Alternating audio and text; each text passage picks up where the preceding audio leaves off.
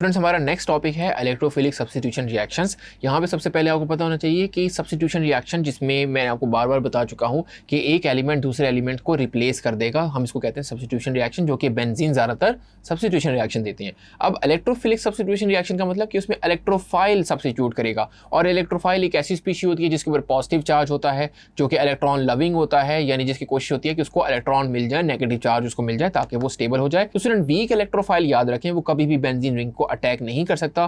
Powerful electrophile चाहिए होता है ताकि वो इलेक्ट्रॉनिक क्लाउड शीथ जो है, जो कि रेजोनेशन में होती है, रेजोनेंस स्ट्रक्चर जिसको हमने देखा, और डिलोकलाइज पाई इलेक्ट्रॉन होते हैं, उसको ब्रेक करने के लिए पावरफुल इलेक्ट्रोफाइल चाहिए। और सब्स्टिट्यूशन जो है वो प्रेफरेंस में होता है एज कम्पेयर टू एडिशन। तो स्टूडेंट, जनरल रिएक्शन अगर हम बात करें बेंजीन का, तो फिर जनरल यानी इलेक्ट्रोफिलिक सब्स्टिट्यूशन रिएक्शन तो कैसे होता है।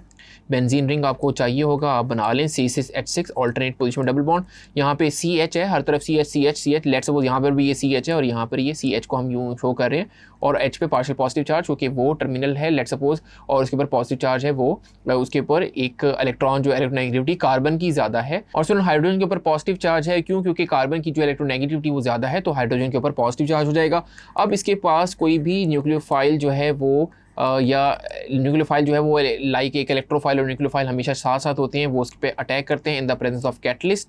तो कैटलिस्ट यहाँ पे आपका FeCl3 FeX3, कोई भी मतलब जनरल हम FeX3 ले लेते हैं, तो आप देखेंगे कि इलेक्ट्रोफाइल जो है वो न्यूक्लियोफाइल वो इस पॉजिटिव पे अटैक करेगा, क्योंकि न्यूक्लियोफाइल के ऊपर नेगेटिव चार्ज होता है या लोन पेयर होते हैं, तो उसको पॉजिटिव चार्ज चाहिए होता है, तो वो फिर इस तरीके से ये अटैक करके एक तो बना देगा, इसकी जगह खाली कर देगा, यहाँ से हाइड्रोजन को ले जाएगा। जब हाइड्रोजन यहाँ से चला जाएगा तो उसके ऊपर स्टूडेंट याद रख लें कि इलेक्ट्रोफाइल यहाँ पे अटैच हो जाएगा, तो यहाँ पे आ जाएगा इलेक्ट्रोफाइल, और न्यूक्लियोफाइल यहाँ से H के साथ अलग होके चला जाएगा। तो ये इसका जनरल रिएक्शन है। अब हम देखते हैं कि स्टेप वाइज कैसे होता है, तो आपको ज़्यादा बेहतर पता चलेगा। तो सबसे पहले आपने इलेक्ट्रोफाइल को बनाना होता है, फॉर्मेशन इलेक्ट्रोफाइल होती है। तो स्टूडेंट वो कैसे करेंगे, जैसे हमने बात की FeX3 आपका कैटलिस्ट है, तो FeX3 कैसे बनता है कि आप आयरन को रिएक्ट करवाएं 3 मोल्स ऑफ हेलोजन के साथ, तो आपका जो कंपाउंड बनेगा वो 2 मोल्स ऑफ FeX3 बन जाएगा। तो पहली बात तो ये। अब ये 2 मोल्स ऑफ FeX3 है, ये रिएक्ट कर जाएगा किसके साथ, ये रिएक्ट कर जाएगा जिसमें एक ऐसी स्पीशीज जिसमें न्यूक्लियोफाइल इलेक्ट्रोफाइल साथ साथ शामिल है, क्योंकि पॉजिटिव नेगेटिव मिलके एक बनाते हैं, ओवरऑल कंपाउंड बनाते हैं। तो आपके पास जो एक स्पीशी बन जाएगी जिसमें FeX3 और Nu न्यूक्लियोफाइल आ जाएगा नेगेटिव चार्ज, और इलेक्ट्रोफाइल जिसके ऊपर पॉजिटिव, जब वो यहाँ से अलग हो चुका है, तो ये आपका फॉर्मेशन हो चुका है स्ट्रॉन्ग इलेक्ट्रोफाइल का।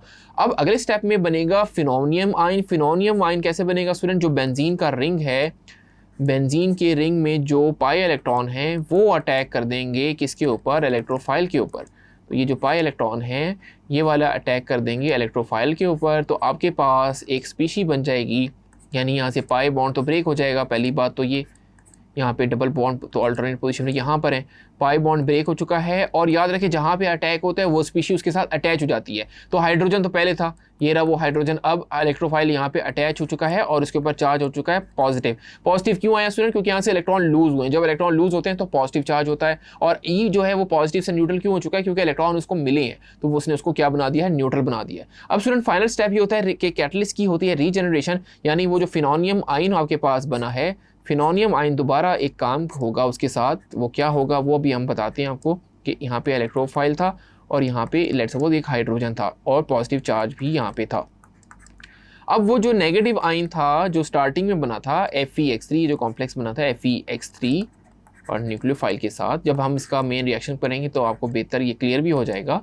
तो फिर वो जो नेगेटिव चार्ज है वो दोबारा कोशिश करेगा स्टेबल होने की, वो हाइड्रोजन पॉजिटिव पे अटैक करेगा और ये अपने इलेक्ट्रॉन वापस इसको दे देगा। तो वो इलेक्ट्रॉन जब वापस दे देगा तो फिर वो पॉजिटिव चार्ज के साथ न्यूट्रल होकर यहाँ पे डबल बॉन्ड दोबारा बना देगा, यानी पॉजिटिव और नेगेटिव मिलके एक डबल बॉन्ड यहाँ पे ऐसे करके बना देंगे, तो यहाँ पे डबल बॉन्ड आपको वापस मिल जाएगा। तो ये बेंजीन रिंग यानी एरोमेटिसिटी आपको वापस मिल जाएगी एक्चुअली। लेकिन अब की बार क्या हो चुका है कि वो हाइड्रोजन तो इसके साथ अटैच हो चुका है, यानी आपको मिलेगा FeX3 जो कि कैटलिस्ट रीजनरेट हो गया, और जो न्यूक्लियोफाइल था वो एक्चुअली इस हाइड्रोजन के साथ अटैच हो चुका है HNU, और यहाँ पे E ने रिप्लेस कर लिया। तो आप देखें कि ओवरऑल क्या हुआ कि जो बेंजीन में हाइड्रोजन था वो इलेक्ट्रोफाइल से सब्स्टिट्यूट हो चुका है, इसलिए हम इसको कहते हैं इलेक्ट्रोफिलिक सब्स्टिट्यूशन रिएक्शन। अब मजीद हम इसकी बात करेंगे, इस रिएक्शन को समझना बहुत आसान हो जाएगा और आपको ज़्यादा बेहतर भी समझ आएगी जब हम आगे इनके जनरल रिएक्शन को डिस्क्राइब कर रहे होंगे। सो होपफुली स्टूडेंट यहाँ तक आपको अच्छे से क्लियर हो गया होगा। Thank you.